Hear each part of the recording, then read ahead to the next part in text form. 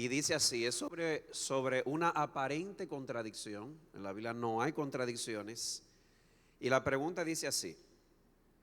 En 2 de Samuel 14:27 se nos dice que Absalón, ¿ustedes recuerdan de Absalón? El Melenú, como dicen aquí, hijo de David, tuvo 3 hijos y una hija. Pero más adelante, en 2 de Samuel, el mismo libro, capítulo 18, verso 18, se nos dice que Absalón escribió sobre una piedra, de hecho a él lo sepultaron con esa piedra encima, un mensaje que decía: no tengo hijo para perpetuar mi nombre. Y la persona dice: por favor, aclárenos. Entonces, algunos han dicho que ahí hay una contradicción. No, no lo hay. Hay 2 posibles explicaciones. La primera explicación es que Absalón pudo haber escrito eso en un momento de su vida cuando él no tenía hijos. Pero la segunda explicación, en mi opinión, es la más posible, y es que cuando Absalón murió, ya sus 3 varones habían muerto.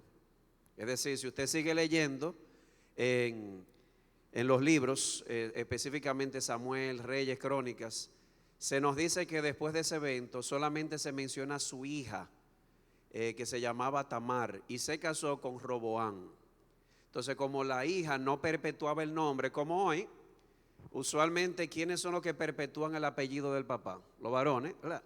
Entonces, cuando Absalón murió, aparentemente ya sus 3 varones habían muerto. Entonces, él no tenía un hijo que le perpetuara el nombre. La que estaba viva era la hija, pero la hija no lo perpetuaba. Esa fue la que más adelante se casó con Roboán. Espero haber respondido. Bien, ahora yendo a las preguntas que que teníamos en nuestro banco. Las que están divididas en 3 temáticas. La primera tiene que ver con asuntos interpersonales, muy prácticas. La primera pregunta dice, y esa me toca a mí: la Biblia habla de la disciplina eclesiástica, obviamente, sobre aquellos que persisten en su pecado. Usted conoce ese texto de Mateo 18, ¿verdad? Estamos claros en eso. Si tu hermano peca, ve y repréndele. Si no se arrepiente, busca testigos. Si no se arrepiente, dile a la iglesia. Si no oye a la iglesia, pues tenerle por gentil o publicano. La pregunta es: ¿debería la iglesia disciplinar a una persona que ha tenido resentimiento contra otro por años y no tiene intenciones de reconciliarse? Esa pregunta no es tan sencilla de responder. ¿Por qué? Porque la iglesia no está llamada a juzgar intenciones, deseos o asuntos internos. La iglesia solamente puede juzgar hechos. Sin embargo, debe ayudarse a esa persona a ver 2 cosas. Primero, que eso es totalmente contrario a un hijo de Dios y que por lo tanto es algo muy serio a los ojos de Dios. ¿Qué tan serio es? Mateo 5, 21 al 26 dice: ustedes oyeron que se dijo a los antepasados: no matarás, y cualquiera que cometa homicidio será culpable ante la corte. Pero yo os digo que todo aquel que esté enojado con su hermano será culpable ante la corte, y cualquiera que diga raca a su hermano será culpable delante de la corte suprema, y cualquiera que diga idiota será reo del infierno de fuego. En otras palabras, es un asunto serio. Por tanto, si estás presentando tu ofrenda en el altar y allí te acuerdas que tu hermano tiene algo contra ti, deja tu ofrenda allí delante del altar y ve, reconcíliate primero con tu hermano, y entonces ven y presenta tu ofrenda. Reconcíliate primero con tu adversario mientras vas con él por el camino, no sea que tu adversario te entregue al juez y el juez al alguacil y seas echado en la cárcel. En verdad te digo que no saldrás de allí hasta que hayas pagado el último centavo. Vuelvo y repito: ¿puede la iglesia o debe la iglesia disciplinar a una persona que tiene resentimientos por años contra una persona y no le interesa reconciliarse? La iglesia no puede juzgar intenciones o asuntos del corazón, solo hechos, pero debe advertírsele a ese hermano que está jugando con fuego, que no es un asunto ligero. Una persona que albergue ira y no se interesa en resolverla, dice aquí, es reo del infierno de fuego. Por tanto, dice Dios, es preferible que tú pares tu acto de adoración y que te reconcilies primero. Es algo serio. Además, es sumamente importante recordarle a ese hermano que un resentimiento o una ira no resuelta es una bola de nieve. ¿Usted sabe lo que es una bola de nieve? Que empieza así y se puede poner más grande. Por ejemplo, vamos a sentarnos de este lado, por favor, para podernos ver la cara más fácil. Gracias. Efesios 4, 26, 27 y 31, oigan lo que dice. Airaos, pero no pequéis, no se ponga ¿qué? El sol sobre vuestro enojo. En otras palabras, trata de resolver tu problema rápido. ¿Y por qué? Dice aquí, ni deis oportunidad al diablo. Cuando hay un problema en el corazón no resuelto con otro, se le deja una puerta al diablo abierta para que entre y haga lo que le dé su gana. Y más adelante dice, sea quitada de vosotros toda amargura, enojo, ira, gritos, maledicencia, así como toda malicia. Usted ve cómo va creciendo la bola. Empieza como una ira no resuelta, se convierte en amargura. La amargura comienza a expresarse en griterías. Llega un momento en que la gritería se vuelve maldiciente y eso puede terminar en malicia, que es cuando la persona está tan airada que hace planes en contra de otra persona. Y cuando llegamos a ese punto, ¿usted cree que la iglesia debería disciplinar ya? Definitivamente, cuando la amargura y el resentimiento toma formas concretas que se pueden ver y juzgar, la iglesia sí debe intervenir. Entonces, resumo. ¿Debe la iglesia disciplinar a una persona resentida que no se quiera reconciliar con su hermano? Es difícil si no hay un hecho concreto, es algo del corazón, pero debe advertírsele que eso es algo serio a los ojos de Dios, reo del infierno de fuego, por lo tanto debe resolver pronto. Y segundo, que el no resolver le deja una puerta abierta al diablo y es una bola de nieve que termina convirtiéndose en cosas concretas que la iglesia debe disciplinar.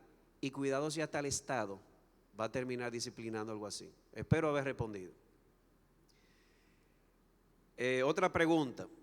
Pastora Miris, pregunta a alguien, ¿cómo yo puedo saber cuando un asunto puede ser pasado por alto y cuando no? En otras palabras, la Biblia dice que hay que pasar por alto la ofensa, ¿verdad? Pero ¿cómo yo sé que no debo pasar por alto la ofensa, sino tratar personalmente eso con ese hermano o hermana? Buenas noches. Dios le bendiga a todos. El enfoque que yo le voy a dar a la respuesta, a la pregunta, es ¿cómo saber cuándo? Dice la pregunta. O sea, la pregunta es ¿cuándo pasar por alto y cuándo no? Para mí. Y en ese tenor voy a responder. Nosotros después de Génesis 3 vivimos en un mundo caído donde yo y tú somos pecadores y en toda relación habrá ofensas, queriendo y sin querer. Las ofensas vienen intencional y muchas veces yo no tenía la intención de ofenderte. Y voy a dar un ejemplo muy sencillo que lo estoy usando muy a menudo. Hay un familiar mío que desde pequeño,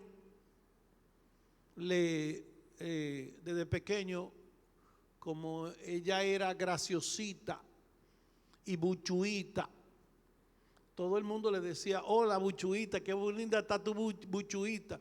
Resulta que esa buchuita está casada, está yendo al gimnasio y tiene una batalla, una lucha en su corazón por estar fitness, o sea, en la línea, o está luchando con ese tema de gimnasio. Y un día se acerca a mí y yo le digo, hola mi buchuita, ¿cómo tú estás? Se ofendió. Se ofendió. Ahora, ¿cuándo pasar por alto la ofensa y cuándo no? Trataré de responder. Esta es mi respuesta.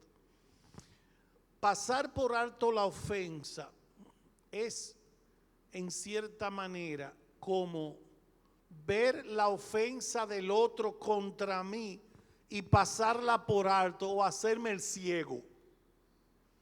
En lugar de yo ser el hipercrítico del Sermón del Monte, que veo la paja en el ojo ajeno, yo me voy a dar cuenta que él pecó contra mí, pero lo voy a pasar por alto. Ese pasar por alto tiene implícito que yo lo perdoné, la ofensa, y que no la voy a sacar como un arma en el futuro. Acuérdate que me ofendí. ¿Cómo es? O sea, si yo soy el ofendido, o sea, yo no lo voy a sacar. Mira, tú me ofendiste diciéndome gordo. No lo voy a sacar. Eso es pasar por alto la ofensa. En una ocasión, el apóstol Pablo le escribió a los corintios. Así que en efecto es que haya un fallo en ustedes, que tenéis pleito entre vosotros, litigio, ese tipo de cosas judiciales, que nos vamos a los tribunales, tú y yo, en lugar de juzgar entre los hermanos el caso, ventilarlo, antes de llevarlo a un juez o a los tribunales. ¿Por qué no sufrir mejor el insulto o la injusticia y el agravio? Y el texto que ya se ha mencionado, la discreción del hombre le hace lento para la ira y su gloria es pasar por alto la ofensa. Bueno, la gloria del hombre es pasar por alto la ofensa. Y yo dije, eso es como que tú me ofendiste y yo, en este caso, que no es de gran importancia para mí, ni para mi familia, ni para la iglesia, entonces yo lo paso por alto. Ciertamente, eso es una gloria. El hombre pasar por alto la ofensa es algo glorioso en un ser humano, pero es lo que más glorifica a Dios, valga la redundancia, porque Dios es el que pasa por alto muchísimas de nuestras ofensas y no nos manda un rayo de allá para acá.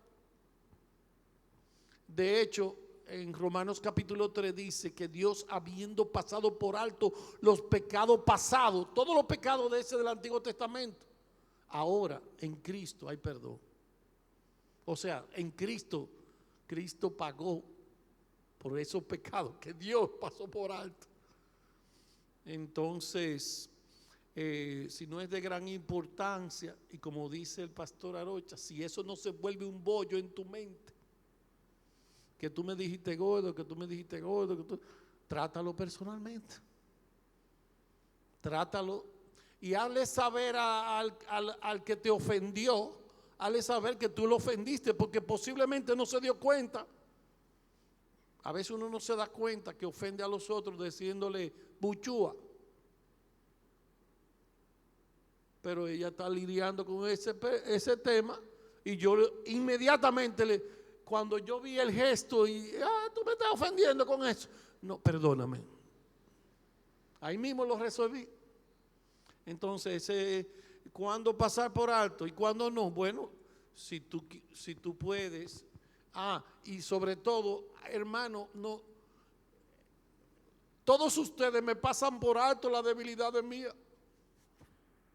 Entonces yo no voy a pasar por alto una debilidad tuya. Claro que sí, somos débiles y pecadores. Entonces, cuando ya se trata de algo serio, que atenta contra Dios primero, contra tu familia y contra la iglesia, tú piénsalo bien, si hay que tratarlo de tú a tú ya. O aplicar Mateo 18, como hablábamos en el punto anterior. Espero haber respondido. Sobre ese particular, Jay Adams, haciendo eco de lo que dice, Jay Adams es un consejero, ¿verdad? Y él dice que un asunto no debe ser pasado por alto cuando yo soy tentado a seguir hablando el asunto o con la persona o con otro, lo cual es indicativo de que yo no he perdonado. Perdonar significa yo decido hacer un compromiso de no volver a sacar eso. Si yo estoy tentado a sacarlo, significa que yo no he perdonado. Por lo tanto, es preferible acercarme a la persona y resolver. Y segundo, puede ser que yo lo haya pasado por alto, pero ya yo veo que Genaro me hizo eso 1, 2, 3, 4, 5, 6 veces. Y el punto mío no es que yo no le he perdonado, es que se ha vuelto un patrón y él necesita verlo. Alguien tiene que decírselo. Entonces, simplemente recapitulando algo que decía Jay Adams para agregarle lo que decía el pastor Amires. ¿Tú decías algo, Mariano? Sí. Toca ahora. Hay un micrófono por ahí, sí.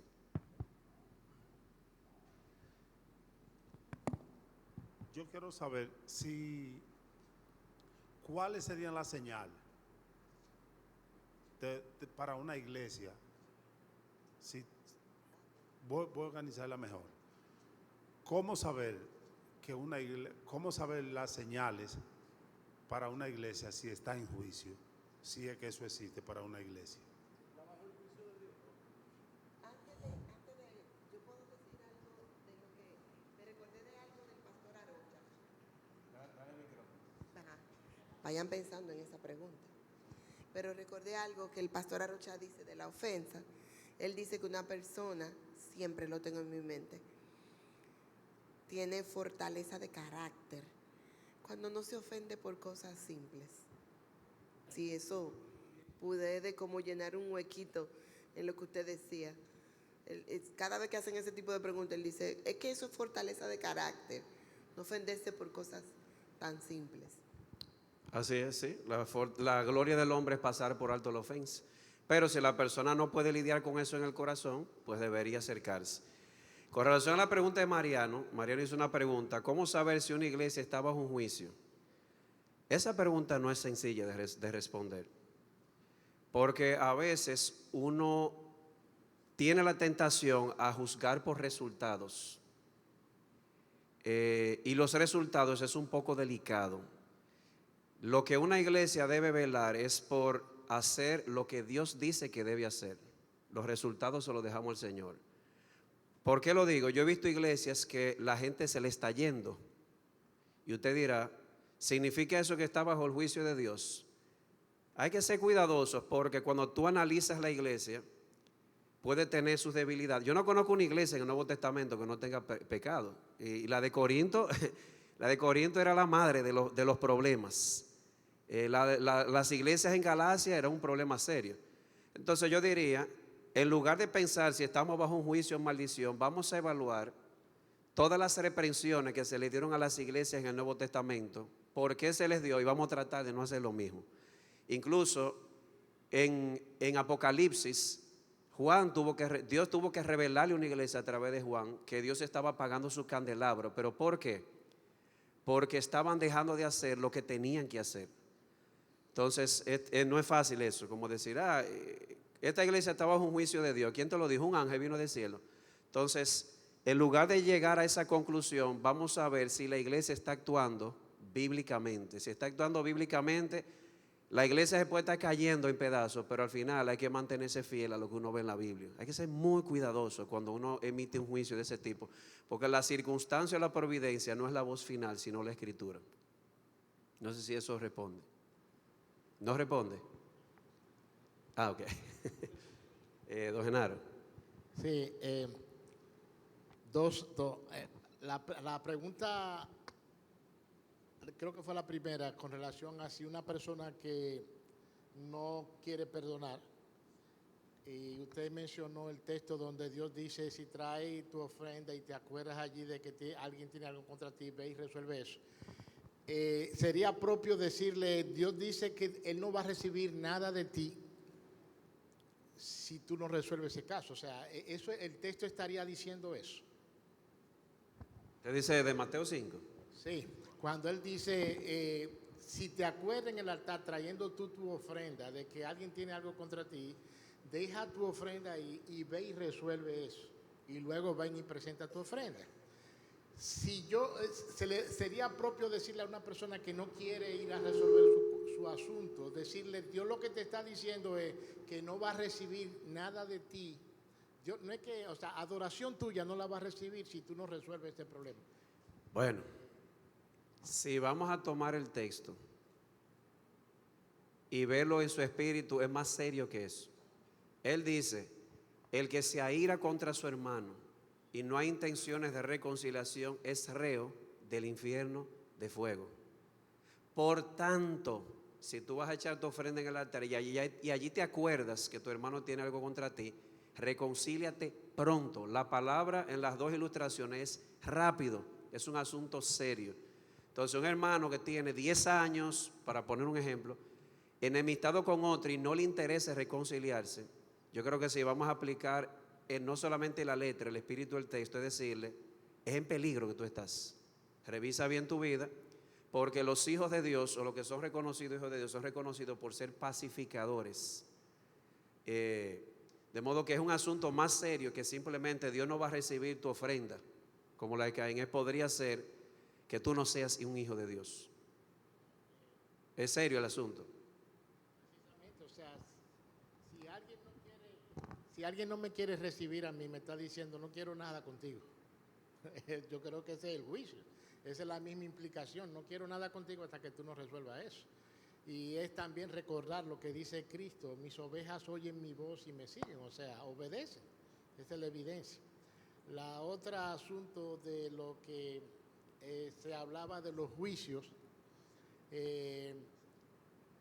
de iglesias, Dios dice en su palabra que muchos son los llamados y pocos los escogidos. O sea, el número, la cantidad que tenga de miembros una congregación no determina que hay un juicio porque muchos se estén yendo. Porque Dios dice que Él va, y ahí viene la pregunta, cuando Él dice que Él va, aquella parábola que dice, Señor, el trigo y la cizaña, ¿tú quieres que nosotros saquemos el trigo de ahí? No, déjame eso ahí, que eso yo me voy a encargar de eso. Estaríamos viendo el juicio de Dios de personas que Él lo pudiera estar sacando y nosotros pudiéramos estar creyendo que se están yendo. No, Dios se está limpiando.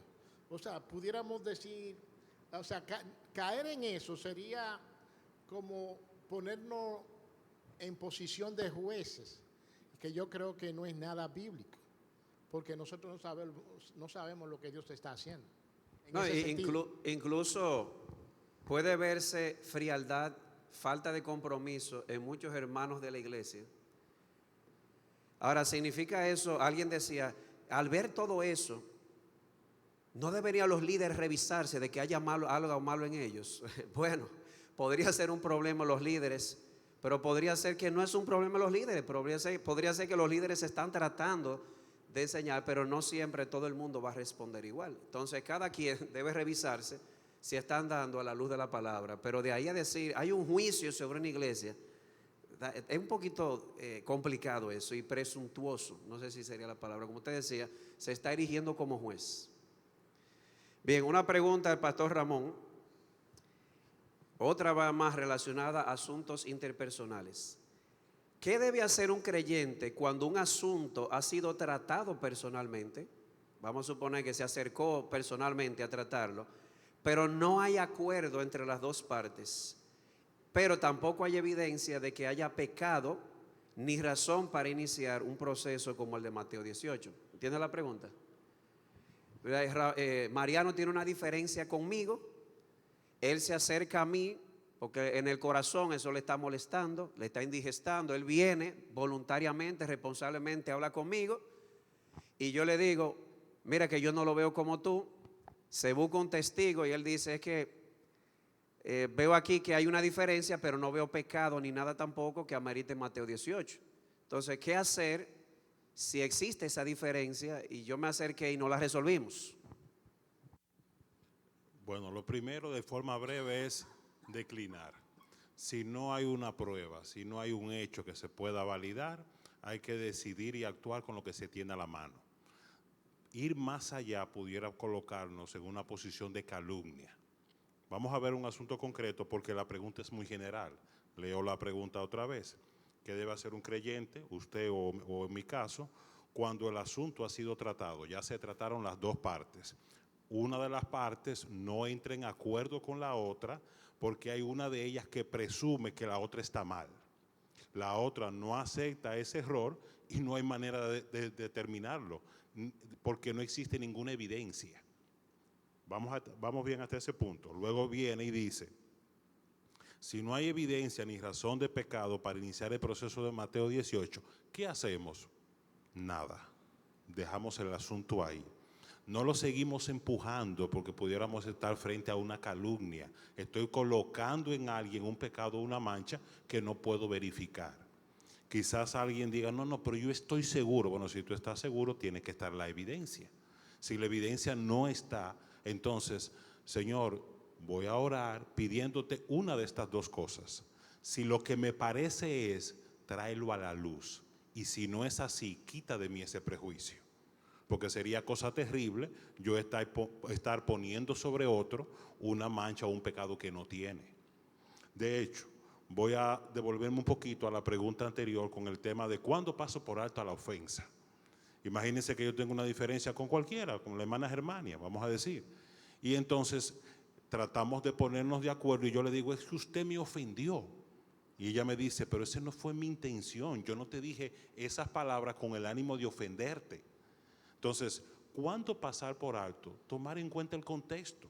Quizá mi hermana estaba pasando por un momento difícil de dolor, yo no fui oportuno y ella entonces reaccionó. Yo no me voy a tomar la palabra del airado como algo directo y frontal.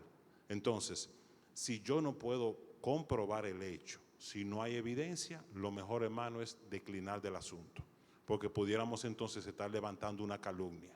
Y si nuestra carga de conciencia es tan grande, Dios lo ha de revelar. No hay nada debajo del sol que vaya a comprometer la gloria del Señor, que Él no lo vaya a descubrir en su momento. Entonces, es lo que podemos decir. Y tomar en cuenta, vuelvo hacia la pregunta anterior, el asunto que decía que Él es muy importante, el carácter, quizás para mí es inofensivo, pero quizás en el caso de ustedes, eso pudiera ser muy grave. A mí me ha ayudado mucho y también tiene sustento bíblico. Miren bien el contexto. Los padres sabemos que no se procesa igual la ventana rota en un niño de 8 años que en un niño de 16 años. La ventana está rota, es la misma ventana, pero el contexto, la madurez de la otra persona tiene mucho que ver. Cierro con esto. En una oportunidad, y lo he compartido a la iglesia, estaba en un segundo nivel y veo a alguien que está estacionando y viene una persona en una carretilla. Y la persona empieza a gritarle, le va a dar, le va a dar. La persona del vehículo baja el cristal y le grita de manera ofensiva a la persona de la carretilla. Yo que veo la escena desde arriba le digo, no. Él no le está diciendo que usted le va a dar la carretilla. Él lo que le está diciendo simplemente que usted le va a dar a su vehículo con el contén. Y ella dice, pues debió haberme lo dicho de otra manera. ¿Cómo se lo va a decir? Si él está en una carretilla con la inclemencia del sol y está tratando de librarla a ella del mal, lo más rápido lo que le salió fue, le vas a dar. ¿Se pueden dar cuenta cómo el contexto cambia todo el escenario? Luego se pidieron disculpas a ambos y el asunto quedó ahí.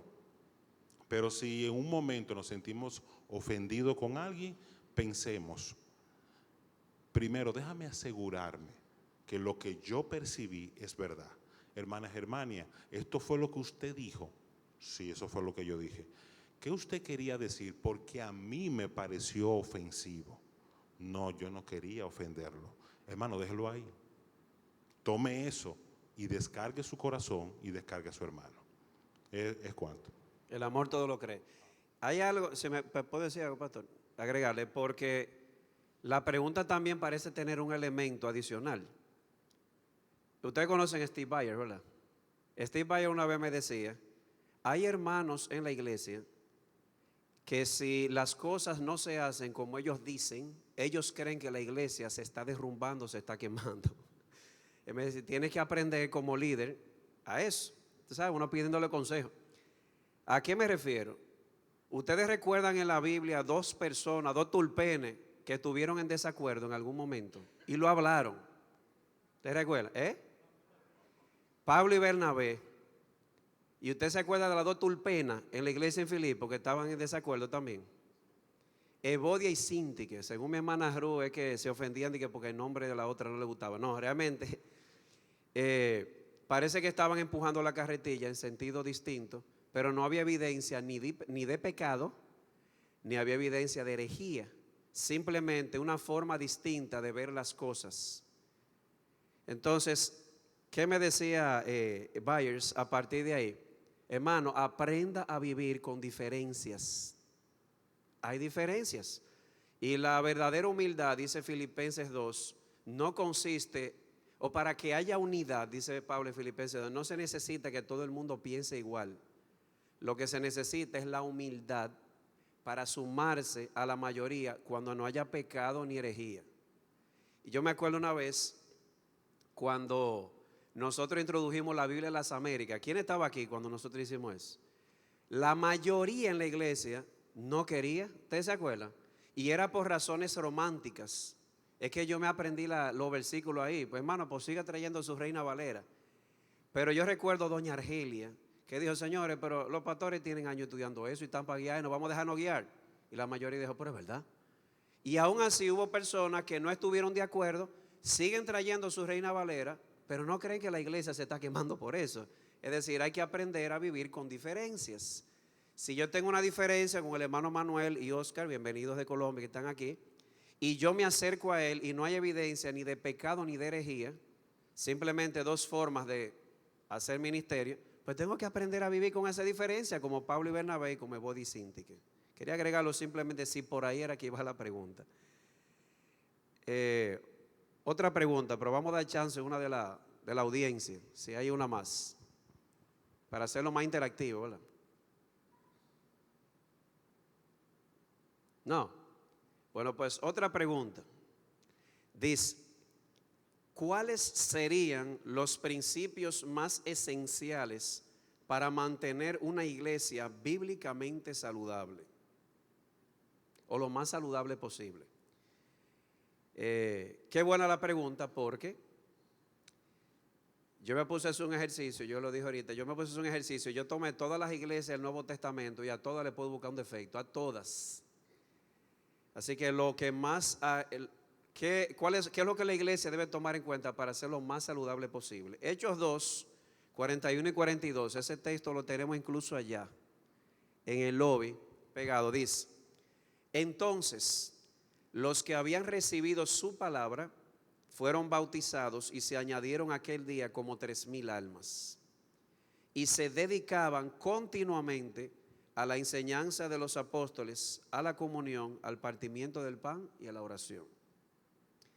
Según ese texto, hay cosas que una iglesia podría dejar de hacer. Nosotros tenemos una academia, por eso están las mesas, y gloria a Dios que tenemos la oportunidad de los medios. Pero el día que no haya ni la oportunidad ni los medios, pues lo dejamos de hacer. Pero hay cosas que la iglesia no puede dejar de hacer, porque si lo deja de hacer, entonces dejaría de funcionar como iglesia de Cristo. Esas cosas son, uno, en una iglesia saludable nunca puede faltar la enseñanza de los apóstoles. Lo primero que se debe medir es la enseñanza. ¿Y cómo lo sabemos? Jesús lo dijo, bautícenlos y luego ¿qué dice? Enséñenle a guardar o enséñenle todas las cosas que yo mandé a guardar. Lo principal en una iglesia es que la enseñanza capacite a los hermanos para que ellos sepan cómo vivir, no solamente en la iglesia, en el trabajo, en el hogar, etc. Segundo, la comunión, dice aquí. Y si usted sigue leyendo, la comunión tiene que ver con el cuidado mutuo. Y ese cuidado mutuo, primero, tiene que ver con lo material. Una iglesia saludable se asegura de que si hay un hermano necesitado, todos ayudemos al hermano necesitado. También cuidado espiritual. Si usted ve que un hermano se está desviando, pues una iglesia saludable está entrenada para caerle atrás y traerlo. Dice también aquí el partimiento del pan. Una iglesia saludable tiene bautismo y santa cena conforme a lo que dice la Biblia. Y la oración corporativa. Alguien me dijo una vez, pastor, deberíamos quitar los cultos de oración los miércoles porque la cosa está peligrosa. Yo le dije, hermano, pues le quitaron el culto de los domingos en la noche y también el culto de oración. Mire, La Biblia dice, mi casa será llamada casa de oración. Aquí puede faltar cualquier otra cosa, pero el culto de oración sigue. De modo que esos son los distintivos de una iglesia saludable. Después de ahí, una iglesia puede o no tener conferencias. Eso no lo hace una iglesia más o menos saludable. Una iglesia podría tener academia o no. Una iglesia podría tener ministerios particulares que son buenos y que los puede abrazar, pero el no tenerlos no necesariamente significa que no sea saludable. Pero si le falta eso, enseñanza apostólica, comunión, sacramentos y oración, entonces ya no está actuando como una iglesia saludable. Hermana Keila. En ese mismo orden, mientras usted hablaba, me llegó la pregunta. He escuchado desde el púlpito que ustedes, uno u otro, no sé, han hablado de grupos pequeños. Y realmente lo he entendido de manera minuciosa. Creo que Byers también ha hablado del tema cuando han venido y las estructuras de muchas iglesias. Yo entiendo, según lo que usted dice, esto no sería que si una iglesia no tiene grupo pequeño no funciona como iglesia, no. Pero a lo largo de lo que como iglesia nos damos cuenta y lo que usted decía ahorita, que sobre todo en IBG nos vemos debilitados en el sentido de que somos muchos miembros y a la hora de servir o a la hora de la comunión o a la hora de los miércoles o todo lo demás, como que somos siempre los mismos. Entonces, mi pregunta es, como pastores, ¿ustedes han considerado una estructura desde arriba de grupos pequeños formados para que de esa manera la comunión que usted hablaba se fortalezca? Sería esa mi pregunta. Uno de los elementos de una iglesia saludable, según este texto, es la comunión. Y los grupos pequeños son una estrategia para que se mantenga la comunión. Y particularmente creo que es una estrategia muy útil, sobre todo cuando la iglesia está creciendo y es muy grande. Nosotros recomendamos que haya grupos pequeños en la iglesia. Si hemos pensado en una estructura, en una ocasión lo pensamos. Incluso a mí los pastores me delegaron investigar. Y averigüé con pastores donde lo hacen en sus iglesias o que han tratado de hacerlo. Y la respuesta que recibimos fue la siguiente, de iglesia que tiene aquí en el país. Lo hemos tratado de estructurar, pero nos hemos dado cuenta de que no lo podemos obligar. La gente como que no ha respondido bien. Incluso iglesias que lo empezaron a hacer, pero no les funcionó. No sé qué es lo que pasa con esta generación, que le da tanto trabajo hacer eso. Aunque si se dicen vamos al cine o vamos a una parrillada, aparecen todos, tú sabes. Entonces sí lo pensamos en una ocasión, pero cuando investigamos nos dimos cuenta que es preferible seguir motivando a que lo hagan, pero no podemos forzarlo. Mientras tanto es lo que tenemos en mente, pero lo seguiremos motivando. Entendemos que es saludable en una iglesia como IBG, que tiene más de 300 miembros, que busquen grupos pequeños, que durante la semana mantengan esa comunión y haya cuidado mutuo. Aquí hay grupos pequeños que tienen años reuniéndose y es admirable ver cómo tratan de cuidarse mutuamente. Y cuando no han podido resolver un pecado en ese grupo, entonces que lo pasan a un pastor. O sea, es de mucha ayuda incluso para el pastorado. De modo que seguiremos pensando, seguiremos motivando, pero mientras tanto, hermano, trate de buscar un grupo pequeño. Trate de buscar un grupito en la iglesia con asuntos afines con los cuales reunirse, porque los días son malos. Y sobre todo, porque si no tengo amigos en la iglesia, ustedes saben dónde los vamos a buscar, ¿verdad? Es un dolor de cabeza para nosotros ver que muchos hermanos tienen más amigos fuera de la iglesia que dentro y nos preocupa. Porque ¿con quién nos vamos a estimular al amor y a las buenas obras? No sé si usted, pastor,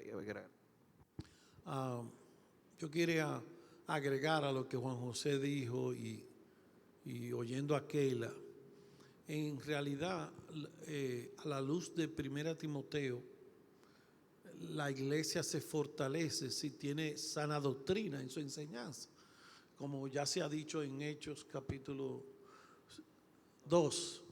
Y si la iglesia ha de involucrarse en los sacramentos, bautismo y santa cena. La iglesia ha de involucrarse en comunión, la iglesia en culto de oración, pero agreguémosle algo más. Y esto no quiere decir que si no hay este ministerio, entonces la iglesia no es sana. En una iglesia, Pablo le dijo a Timoteo: te escribo estas cosas para que sepa cómo conducirte en la casa de Dios, que es columna y baluarte en la iglesia. Y también le habla a Timoteo las mujeres que se dediquen a enseñar a las más jóvenes. Hay un ministerio de mujeres, hay que se haga benevolencia en la iglesia local. Eso es parte de una iglesia sana. Que se elijan líderes entendiéndose, pastores y diáconos.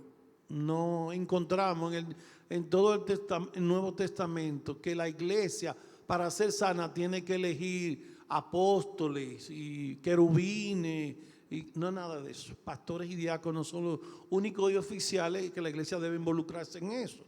He dicho benevolencia, he dicho la elección de líderes, y también el tema, la iglesia tiene, para que una iglesia sea sana, tiene que involucrarse en la disciplina pública y en la elección de los líderes. Eso yo pudiera agregar. Eso no significa que si una iglesia no tiene ministerio de hombres no es sana, o si no tiene ministerio de mujeres. Lo que yo sí extrañaría mucho, que en una iglesia local que se llame iglesia y que sea sana, que no haya benevolencia y misericordia. Ahí yo... Y a propósito de los grupos pequeños, si alguien quiere iniciar uno, haga lo que hizo el hermano Isaías Fernández. Quiero mencionarlo con nombre porque fue un estímulo. Pastor, ese es el esposo de Nayeli. Quiero empezar un grupo pequeño en mi casa. Oriénteme. Ajá, ¿qué grupo? ¿Qué tipo de persona? Somos pareja joven, esto y el otro, y es para el inconverso. ¿Qué tú necesitas? Orientación y material. Toma, ahí tenía su material. Ahí estamos para eso. Si usted quiere abrir uno, diga qué tipo de persona, qué tipo de estudio será. Díganos y le haremos llegar el material. Si Dios quiere, porque estamos para eso. Vamos a darle chance a la hermana Aurina que... En la pregunta que hizo Keila, es que muchas veces nosotros, como miembros de la iglesia, nos acomodamos a que sean los pastores y los diáconos que tengan la responsabilidad de toda la cosa. Un ejemplo, nosotros, en casi la mayoría de iglesias, hay grupos de damas, grupos de hombres, de niños, y muchas veces nosotros somos cómodas, no queremos asistir. Como un ejemplo, si yo veo un hermano que está delante de mí continuamente y el próximo domingo yo no lo veo, el deber mío es de llamar a ese hermano a ver qué le pasa, no esperar que sea el pastor que lo llame.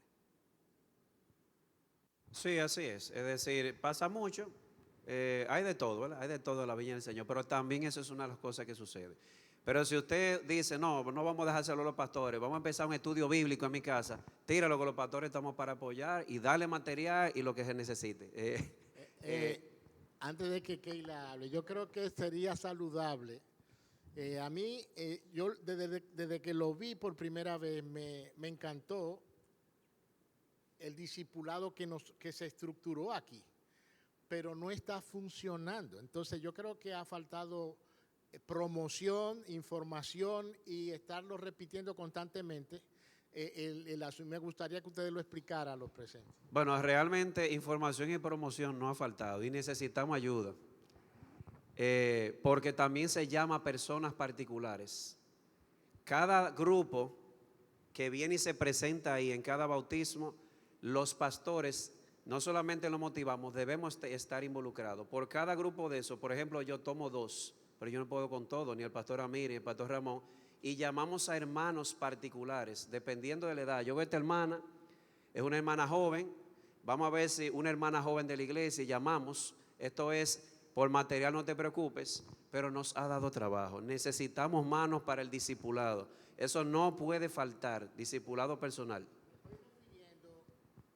que tenemos uno para el bautismo. Y luego del bautismo tenemos otro que tiene que ver con el cristianismo. Oh, te Tenemos- dice a eso que me refiero. el discipulado colectivo. Exacto. Sí, a sí. eso me refiero. Se ha mencionado varias veces, pero hay que volver a refrescarlo, definitivamente. Usted lo podría... Sí. Cuando una persona llega a la iglesia y quiere bautizarse o ser miembro, está el curso de aspirante a miembro, ¿verdad? Que dura 3 meses. El libro ahora es Cristianismo Básico. Después de ese hay un segundo curso que dura 3 meses que se llama Sobre la Roca, que da el pastor Amiris. Después de ese hay un tercer curso que da don Genaro, que es sobre doctrinas básicas de la iglesia. De hecho, lo van a iniciar si Dios quiere. Y el cuarto sería la visión y la misión de la iglesia para que una persona entre.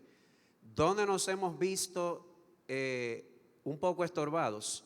Que hay personas que no quieren ir a esos discipulados, pero también, hermano, mire, y específicamente, no se me ofenda a nadie, qué bueno, nosotros tenemos grupos que funcionan los domingos, que son muy sólidos y muy buenos, pero si hay un nuevo creyente en la iglesia, déjelo agotar su proceso.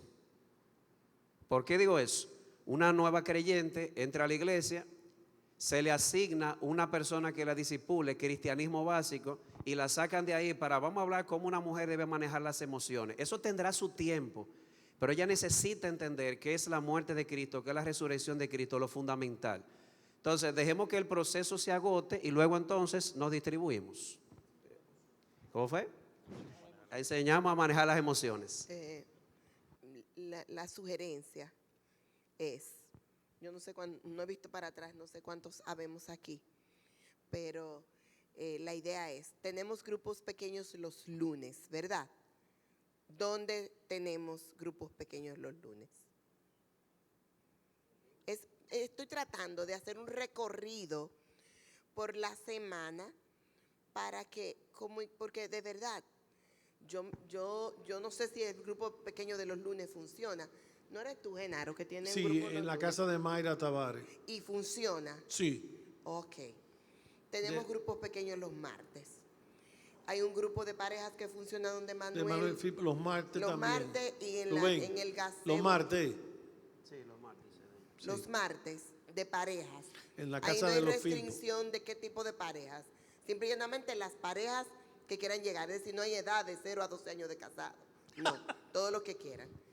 Nosotros nos reunimos en el gazebo de José y Pura a las 8 también. Estamos estudiando el libro Una familia bajo la cruz del pastor Mayem. Los miércoles tenemos un grupo de mujeres. Tengo entendido que este es cerrado porque son las ancianas de la edad de oro que tienen un grupo los miércoles en la mañana. Sí. Exactamente. Ese es un poquito más cerradito porque ellas tienen ya, oye, dice Mariano que por la edad, ellas tienen ya su grupo formado. Pero los miércoles a las 6:15 hay un club de lectura que realmente comenzamos poquitas, 6, y ya somos como 16, 18, y está abierto para todas las que quieran llegar. Los jueves hay grupos pequeños. Yo no recuerdo qué día se reúne el de Isaías, no recuerdo si es jueves, pero ese es otro. Okay. Los viernes, aunque estuvo en un receso por una reestructuración, los jóvenes, adolescentes, los jóvenes adultos. ¿Es un grupo pequeño? No, ese no es tan pequeño, no. Ese vamos a decir que es un ministerio, un ministerio, sí. No pero un grupo reunido en base a la edad. Ok. Afilando flecha los jueves con madres jóvenes. Sí. Afilando flecha. Eso es un grupo pequeño. Y los universitarios se reunían los sábados. No, se reúnen cada 15 días. Incluso ese grupo pequeño que empezó aquí comenzó a llamar la atención de otras iglesias y ya no es tan pequeño porque parece que otras iglesias tenían la misma crisis nuestra. De grupos universitarios, entonces comenzamos aquí, comenzaron a agregarse, ahora es un grupo bien grande, pero gloria a Dios por eso. Esperamos que salgan matrimonio de ahí. Yudelka levantó la mano, por favor. Pero yo no sé si que él había terminado.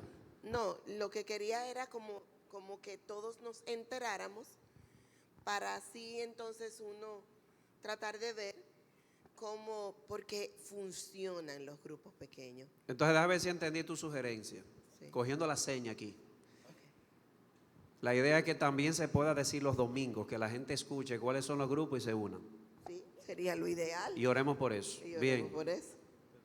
Hermano Yudel. Espérame, antes. Quiero recordar, como estamos entre familia y estamos aquí en la iglesia, este domingo a las 9:30 inicia el curso de bautismo y aspirante a miembro. Este domingo inicia el curso de discipulado para la última generación que se bautizó. Este domingo a las 9:30. Este domingo inicia el curso de doctrinas básicas con el hermano Genaro Gómez. Domingo 9:30. Acá. La hermana Yudel que iba primero y después Mari. Ya se dijo, ok.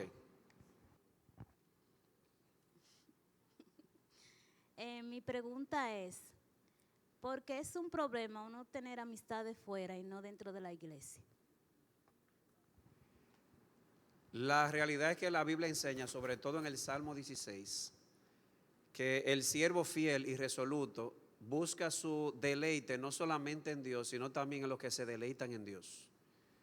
Y por ejemplo en Hebreos capítulo 10 dice, velemos cómo estimularnos al amor y a las buenas obras, no dejando de congregarnos. Y ahí el congregarse no es necesariamente la iglesia, sino hermanos reunirse para estimularse al amor y a las buenas obras. Te lo voy a poner ahora con un ejemplo particular. Cuando yo estaba en la universidad, yo recuerdo que yo estaba en una exposición y llegó una joven de otra carrera y me vio, pues la tipa me tiró a la clara y me lo mandó a decir con un compañero. Y entonces yo le dije al compañero, dígale a esa muchacha que mire para otro lado. Me preguntó, ¿y tú eres homosexual? Y yo, no, yo soy cristiano. Y me dijo, pero eso no es nada, tu novia no está aquí. Y yo, mi novia no está aquí, pero Jesús sí está aquí.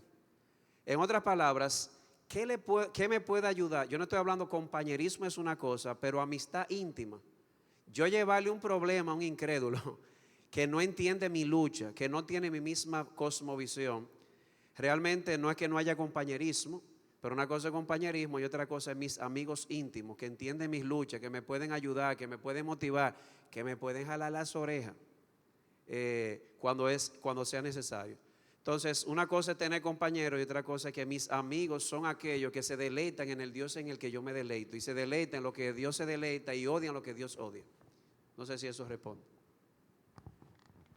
Una mano aquí, pero te voy a decir algo antes de eso. Sí, voy a aprovechar la oportunidad porque hemos visto la forma de comunión de una manera muy estratégica en los grupos pequeños, pero la comunión en la iglesia se muestra en múltiples formas. Por ejemplo, una de las ocasiones para crear lazos y fortalecerlo es cuando trabajamos juntos. Pasa que hay un grupo de hermanos de esta iglesia que trabaja en el colegio. Hay un grupo de hermanos de esta iglesia que trabaja en el Ministerio Vida. Hay un grupo de hermanos en esta iglesia que tiene varios lugares en común. Ellos no se reúnen en la forma de un grupo pequeño, quizás para leer las escrituras, pero sí tienen mucho trato durante la semana y se ven. Por ejemplo, los hermanos que sirven en escuela dominical, yo miro por el grupo de WhatsApp y se pasan la semana que vamos a hacer esta actividad, que la lección, que aquí, ellos mantienen una comunión. Entonces, los grupos pequeños son una forma muy útil y conveniente, pero también la iglesia tiene comunicación de manera natural y orgánica en diferentes escenarios. Cuando hay un evento, como pasa por ejemplo con la conferencia que se hace cada año, también un grupo de hermanos crea nuevos lazos y ahí entonces se fortalece la comunión entre nosotros. Lo que básicamente quiero que quede en nuestra mente, no necesariamente yo tengo que estar insertado en un grupo pequeño para tener comunión. Yo puedo tener comunión con mis hermanos en otras esferas. Entonces, una de las cosas que el pastor Juan José señalaba, y me tocó trabajar algunos años en la universidad y lo vi, si se trata de impulsar o ser un catalizador, eso solo funciona si es orgánico. Si los hermanos, las personas por motus propio se unen por intereses o por algún asunto en particular, ese grupo permanece y se sostiene, crece de hecho. Pero si uno trata de hacerlo de manera, vamos a decir, artificial o de reunirlos, rara vez prospera. Entonces, la idea es, vuelvo otra vez sobre ella, no olvidemos, hay muchas formas de comunión. no necesariamente a través de un grupo pequeño, pero sí existe durante la semana mucha interacción en la iglesia. Yo le puedo enumerar los ministerios de nuestra iglesia. Cuando hablo de ministerio estoy hablando de oportunidades de servir. Yo creo que de las iglesias de Santiago nosotros somos una de las que más oportunidades tiene de servicio, en todas las áreas. Así que hay ocasiones que yo no veo a la hermana en un sitio, pero es porque ella está sirviendo en otro. Y en ese lugar que ella está sirviendo, ella está teniendo comunión con los hermanos. Sí es bueno que sigan creciendo los grupos pequeños y que nos rotemos en diferentes áreas, en la misma iglesia. Quizá yo estoy sirviendo en una área, puedo pasar a otra área y conocer hermanos. Pero la idea es esa. La iglesia, aunque no nos vemos que estamos todos unidos en un mismo asunto, cada uno en su labor está aportando para el avance del reino. Bien, llegó la hora, pero vamos a darle un chance más. ¿Cuál es el nombre suyo? ¿Cómo? Iñaki. Bueno, pásamele el micrófono y ahí con esta pregunta cerramos. Bueno, yo quería aportar con un versículo respecto al tema anterior, que es no unáis en yugo desigual con los incrédulos. Que respecto al tema anterior de por qué no juntarse con gente afuera de la iglesia. Sí, el principio del yugo desigual podría aplicar eso también, porque ponerse un yugo, un pedazo de madera, donde va un buey va el otro. Y entonces cuando yo tengo ese tipo de yugo con una persona no creyente, pues realmente puede, además las malas conversaciones o las malas compañías corrompen las buenas costumbres, definitivamente. De modo que podría aplicarse ese texto también a la amistad íntima con personas no creyentes. Andarán juntos si no están de acuerdo, imagínese usted, correcto.